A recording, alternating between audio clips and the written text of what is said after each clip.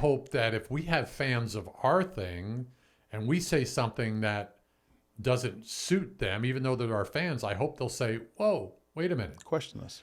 That happened with this Sean guy I was talking about, who was a Navy SEAL. He had put out some information out there that he had spouted was truth. And then he found out it wasn't. And he went and did a specific 10-minute podcast on apologizing and saying he was wrong and he was incorrect for doing it that way. And that just, whether or not I agree with him, that made me respect him Yes. beyond belief, because he's not afraid to say, I screwed up. It was against a certain side of a political party and I said it and I found out it wasn't true. And now I'm telling you that I know it wasn't true. Right.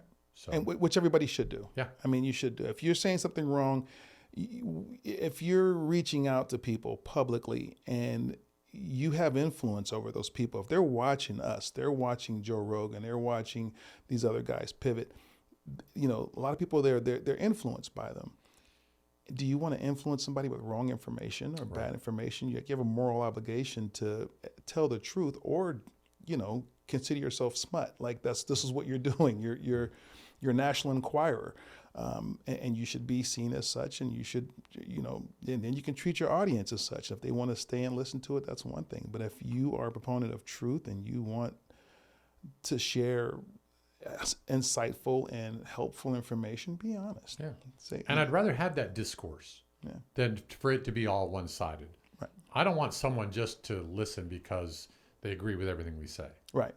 I don't want that. Yeah, we don't puppets. No puppets. No, don't want that at all. And, if you do agree with everything we say, well, that's fine too. But, sometimes we turn around and go, well, maybe we shouldn't have said that. But, well, Larry, I don't know about you, but I think we beat this to death. I think so. Not literally. Not yet. But figuratively.